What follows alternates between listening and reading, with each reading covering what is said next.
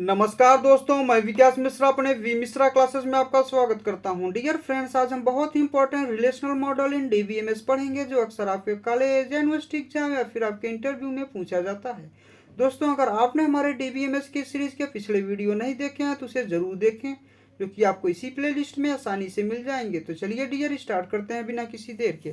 Dear, जैसा कि आपको बताया, मैं आज पढ़ने वाला हूँ रिलेशनल मॉडल इन डीबीएमएस। तो आज की हमारी पहली ही हेडिंग है what is relational model. Relational model क्या होता है, तो आइए इसको बारीकी से जानते हैं होता क्या है। The relational model is a model that represents how data is stored in A relational database.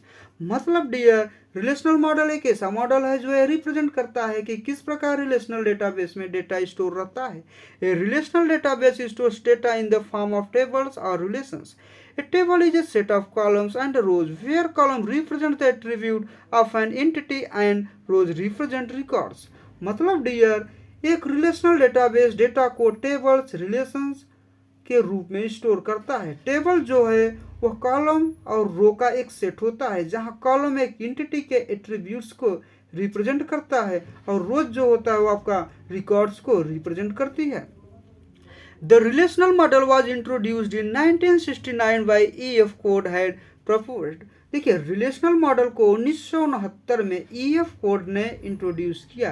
E.F. का पूरा नाम है एडगर फ्रैंक। देखिए, ये जो महान व्यक्ति आपको दिख रहे हैं, इन्हीं का नाम है Edgar Frank code. Edgar Frank code एक बहुत ही बड़ी महान हस्ती थे। तो इनके बारे में बिना जाने अगर हम आगे बढ़ेंगे तो इनके साथ बड़ी ही नाइंसाफ़ी होगी। तो चलिए थोड़ा सा इनके बारे में हम लोग जानते हैं, फिर आगे बढ़ते हैं और अपने टॉपिक को आगे बढ़ाते हैं और पढ़ते हैं। देखिए, एडगर फ्रैंक कोड एक अंग्रेजी कंप्यूटर वैज्ञानिक थे, जिन्होंने आईबीएम के लिए काम करते हुए डेटाबेस मैनेजमेंट के लिए रिलेशनल मॉडल यानी रिलेशनल डेटाबेस और रिलेशनल डेटाबेस मैनेजमेंट सिस्टम के लिए थ्योरेटिकल बेसिक का आविष्कार किया था। उन्होंने कंप्यूटर साइंस में कई मूल्यवान योगदान दिए, लेकिन रिलेशनल मॉडल एक डेटा मैनेजमेंट का एक बहुत ही प्रभावशाली सामान्य थ्योरी थी। उनकी सबसे अधिक, इसको बोल सकते हैं कि उनकी ये सबसे अधिक शानदार, जबरदस्त और प्रतिष्ठित उपलब्धि बनी हुई है, जो कि बहुत ही विख्यात है। तो इनके बारे में थोड़ा सा मैं बता दिया, बेसिक जो था। बाकी आपको अगर पढ़ना हो तो इनके बारे में गूगल पे सर्च करके ज़रूर पढ़ें, बहुत मज़ा आएगा। इनका बैकग्राउंड देख के बहुत ही महान हस्ती थे, जैसा कि हमने बताया। तो चलिए आगे बढ़ते हैं और जानते हैं नेक्स्ट क्या है हमारा। Relational model is the most used data model in the world because it is very simple so that programmers can work easily in in it, and this model fulfills all the needs of data processing and storage। मतलब relational model दुनिया में सबसे ज़्यादा use किए जाने वाला data model है, क्योंकि यह बहुत ही सरल है, जिससे प्रोग्रामर्स इसमें आसानी से काम कर सकते हैं, तथा यह मॉडल डेटा प्रोसेसिंग तथा स्टोरेज की सभी ज़रूरतों को बड़े ही आसानी से पूरा करता है। Dear friends, for example table student is given below. नीचे स्टूडेंट की एक टेबल दी गई है, जिसको आप ध्यान से देखिए। इसमें ID, name, age and phone number है। आईडी में 1 2 3 4 5, नेम में है आपका रवि, पंकज, कमल, हिमांशु, योगेश। सबका एज दिया गया है, सबका फ़ोन नंबर दिया गया है। तो इसमें गौर से आप देखेंगे तो योगेश जी का फ़ोन नंबर नहीं दिया गया है। तो क्यों नहीं दिया गया है, आगे बताएंगे। नहीं दिया गया, इसके पीछे बहुत बड़ा लॉजिक है। नेक्स्ट बढ़ते हैं, फिर फिगर पे लौटते हैं, फिगर आपको समझाते हैं। Some important topics of relational model.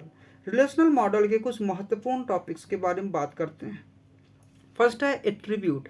Attribute is a property that defines a relational or table. For example, the above table student has the attribute of ID, name, age and phone table। देखिए dear friends, फिर लौटते हैं figure पे और इसको देखते हैं। ठीक है, क्या पढ़े थे हम लोग?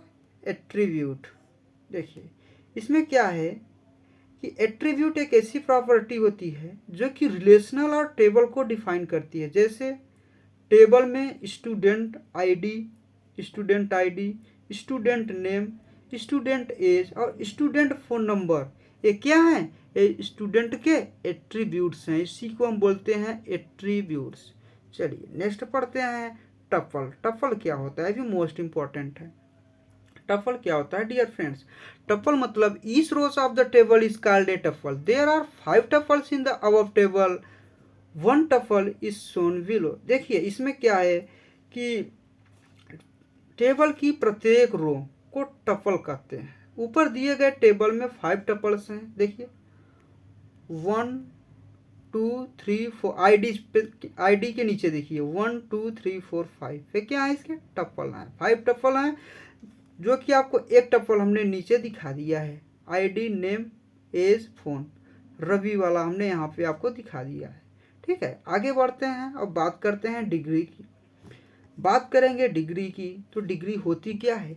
The number of attributes in the tables is called the degree of the table. Degree of table student is 4।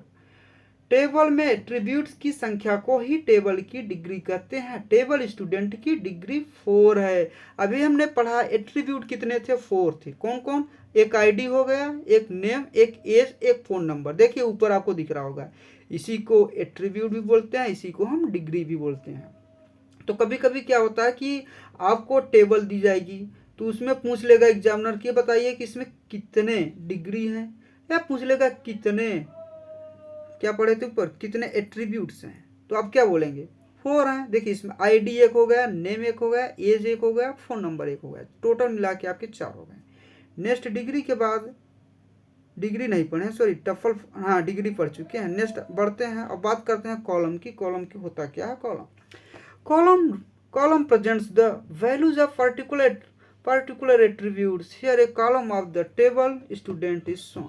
देखिए कॉलम जो है किसी विशेष एट्रीब्यूट्स की वैल्यू को प्रस्तुत करता है।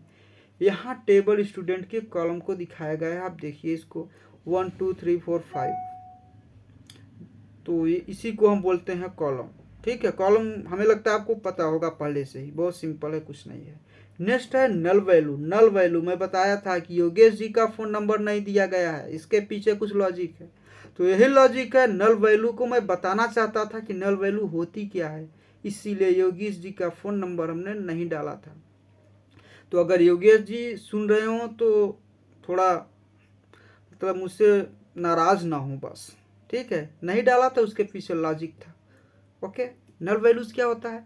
The value which is not available is called null value। For example, you can see in the table student the phone value of ID 5 is null। ये देखिए भाई, मैं कुछ झूठ नहीं बोलता। ये देखिए रिलेशनल वह वैल्यू जो कि उपलब्ध नहीं होती है, नल वैल्यू कहलाती है। देखिए यहाँ फोन नंबर उपलब्ध नहीं है योगेश जी का, तो क्या है? नल वैल्यू है। आईडी नंबर 5 में नेम है योगेश, एज है 20, जिनका फोन नंबर गायब है, इसी को हम बोल देंगे नल वैल्यूज।